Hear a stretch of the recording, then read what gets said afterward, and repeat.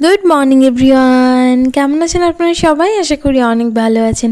সকাল সকালে আপনাদের স্বাগত জানাচ্ছি আমার একটি নতুন ব্লগে। আজকে সকালবেলা একদম রেডি হয়ে বেরিয়েছিলাম দীঘার জন্য। আমার দীঘায় কিছু কাজ হয়েছিল আর যাওয়ার পথেই পড়লো জগন্নাথ মন্দির।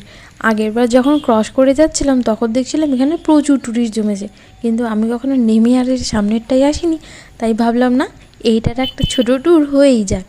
মন্দিরটা কি সুন্দর করেছে, আর এত বড় জায়গা জুড়ে, যদিও বাইরের থেকে তেমন কিছু দেখা যাচ্ছে না। মোট 3টে গেট, যে বড় গেটটা করেছে মানে 3টে গেটই মনে হয়, ছোট গেটগুলো আমার 2টো করে মানুষ হলে হবে। আর যে মেন গেটটা হয়েছে ওইটা আমার লেভেলে অন্তত 3 থেকে 4জন মানুষ দাঁড়ালে তবে গিয়ে ওই বড় গেটটা হবে। এই যে দেখেছেন বড় গেটটা কত উঁচু। মন্দিরটা কিন্তু দেখতে খুবই সুন্দর হয়েছে। ভেতরের দিকে শুনেছি গার্ডেনও হয়েছে। এই দেখুন, এই গেটটা ভাবুন আমার মতো 3টে মানুষ আরামসে হয়ে যাবে। দাঁড়ান একটু ভেতরের দিকে ঢুকে দেখার চেষ্টা করি কি কাজ হচ্ছে। লোকজন ভালোই কাজ করছেন, এখনও তো কাজ শেষের দিকে নয়। 2025-এই তো উদ্বোধন। আশা করি ওই সময় এখানে পা দেওয়ারও জায়গা থাকবে না, এত পরিমাণে ভিড় হবে। জানেন তো এইখানে এখন যে মন্দিরটা দেখতে পাচ্ছেন, এই যে পুরো এলাকাটা জুড়ে মন্দিরের যে পুরো এলাকাটা হয়েছে, আগে এখানটা না একটা বড় বালিয়াড়ি ছিল। আমরা যখন যাতায়াত করতাম বালিয়াড়িটা দেখে দেখে যেতাম। ও বাবা, তার কিছুদিন পরেই দেখি ফাঁকা করে কাজবাজ শুরু হয়ে গেল। আর যবে থেকে মন্দিরটা হওয়া শুরু হয়েছে তবে থেকে একেবারে দীঘাবাসী চোখ মেলে বসে আছে যে কবে মন্দিরটা শেষ হবে আর দেখা যাবে। এই দেখুন, এইখান থেকে মন্দিরের কিছুটা অন্তত দেখা যাচ্ছে। মেন মন্দিরটা কিন্তু দারুণ হবে। এই বাইরে থেকে দেখে এত ভালো লাগছে। দাঁড়ান ওই দিকটা একটু ঘুরে আসি, এদিকে গার্ডেনটা আর মন্দিরটা দূর থেকে অন্তত কিছু দেখা যাচ্ছে। এই যে গার্ডেনটা খুব সুন্দর লাগছে কিন্তু দেখতে। পুরোটা যদি ফুল টুল লাগায় না তাহলে কিন্তু অসম্ভব সুন্দর হবে। মন্দিরটা একদম পুরী মন্দিরের কার্বন কপি করেছে।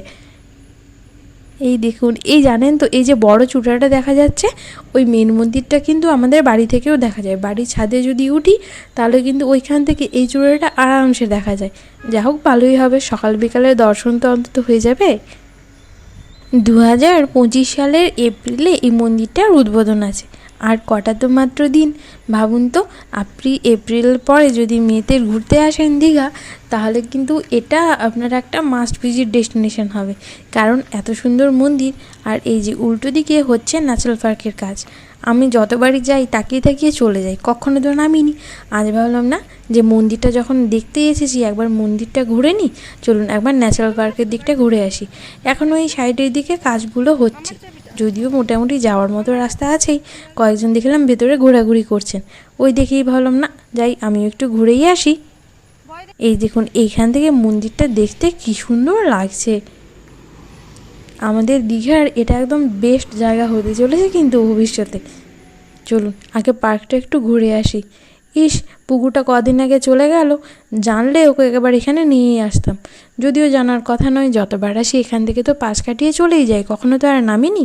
ওই কয়েকজন ট্যুরিস্টকে দেখলাম ওনারা ওখানে দাঁড়িয়ে রিল টিল বানাচ্ছিলেন, ওই দেখেই ভাবলাম না এটা হয়তো ওপেনই আছে। সামনের দিকে 2টো জিরাফ দেওয়া আছে, আর এর থেকে লম্বা লম্বা জিরাফগুলো ওই দীঘার ঢেউসাগরে দেওয়া আছে। সত্যি কতদিন হয়ে গেল ঢেউসাগর হয়নি, যাওয়া হয়নি আমার অনেক দিন। ওইখানে শুনেছি কি সব বড় বড় সুইংয়ের ব্যবস্থা করেছে। আমার যদিও কোনো কাজের নয়, আমি তো এমনি দোলনাতেই চাপতে পারি না, অত বড় দোলনায় চাপলে দেখবেন মাথা ঘুরে নিচে পড়ে আছি কখন। তাকে ঢুকতে না ঢুকতেই এই জিনিসটা দেখে বেশ ভালো লাগলো, কি আমার কার্বন কপিকে আবার এখানে রেখে দিয়ে গেছে। ওই যে সেম সেম বাট ডিফারেন্ট, অনেক সুন্দর করে গেছে। কিন্তু এখনও যতটুকু কাজ হয়েছে তাতে কিন্তু পার্কটা দেখতে বেশ ভালোই লাগছে। পুকু থাকলে এটাতে বেশ চেপে পড়তো। ইস, আগে যদি জানতাম। এখন ভারী আফসোস লাগছে, কিন্তু বাচ্চাদের জন্য অনেক কিছু কাজকর্ম হয়েছে। দাঁড়ান, ওইদিকে কয়েকটা হরিণ দেখতে পাচ্ছে, আর ওইখানে একটা ব্রিজ করেছে। নিশ্চয়ই ওই নিচ দিয়ে জল টলের কিছু ব্যবস্থা হবে। এখনও তো আর কাজবাজ হয়নি, কিন্তু একবার ছুটে গিয়ে ঘুরে তো আসি, না ঘুরে তো আর শান্তিটা হবে না। আর এই যে ঝাউ গাছটা দেখতে পাচ্ছেন, ঠিক তার উল্টো দিকেই মানে সমুদ্র। ওই যে ফাঁকাটা দেখা যাচ্ছে ওটাই সমুদ্র। মানে এখানে ধরুন আপনি এলেন, একটু বসতে ইচ্ছে করলো, না বসতে করলে সোজা গিয়ে একদম সমুদ্রের ধারে পৌঁছে যাবেন। এই যে এখনও নিচে জল তো হয়নি, এমনি কাদাটা তো পড়ে আছে, আমার চাপার জন্য যথেষ্ট। এই যে এইদিকে কটা আবার হরিণও ছিল, ও মা, এসে এইসব স্ট্যাচুগুলো দেখে এখানে আবার সেলফি না তুলে চলে গেলে খারাপ লাগে না বলুন? ওই জন্যই দূর থেকে দাঁড়িয়ে দাঁড়িয়ে ভাবলাম কী হবে দূরে দাঁড়িয়ে, যাই কাছে গিয়ে কয়েকটা সেলফি তুলে নিই, এরপর বাড়িও তো যেতে টেতে হবে নাকি। পার্কটা কিন্তু সত্যিই ভালো করেছে, এখনও কাজ অনেক বাকি, তবুও এখনও যতটা কাজ হয়েছে তার জন্য কিন্তু খুব ভালো লাগছে। আর জায়গাটা এমনিতে চারিদিকে এত গাছপালা আছে তো ওই জন্য আরও সুন্দর দেখতে।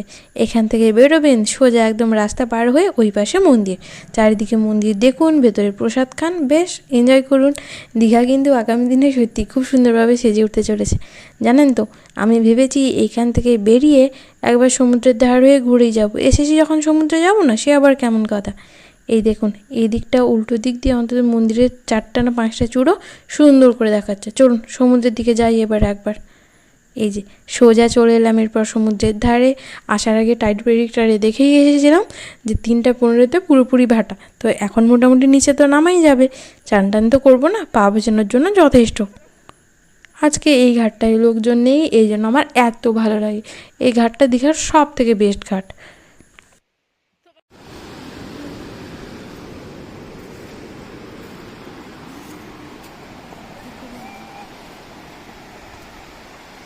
হা হা হা, এই সমুদ্রের আওয়াজটুকু শুনলেই না যেন মনটা ভরে যায় একেবারে। জুতো দুটো উপরে খুলে দিয়ে সোজা নেমে পড়লাম জলে। ভাবুন তো, লোকজন নেই, শান্তিমতো বসুন, ঘুরুন আর বাড়ি চলে যান।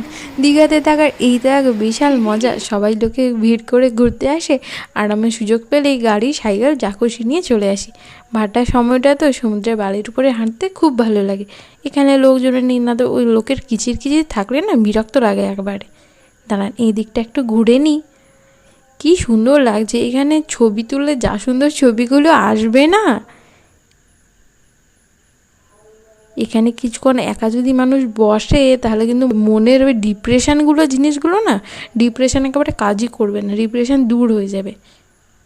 আমি আর কি করি, এখানে একটুক্ষণ ঘুরে টুরে বেড়াই, তারপরে যাব বাড়ি। চলুন টাটা, দেখা হবে পরের ব্লগে। ভালো থাকবেন সবাই, সুস্থ থাকবেন। আর অবশ্যই একটা কথা মনে রাখবেন, আপনি যেমন আপনি তেমনই সুন্দর, অন্য কারোর মতো হওয়ার আপনার কোনো প্রয়োজন নেই। আপনি নিজেই একজন পারফেক্ট মানুষ, আপনাকে অন্য কাউকে দেখে পারফেক্ট হতে হবে না। চলুন টাটা, বাই বাই।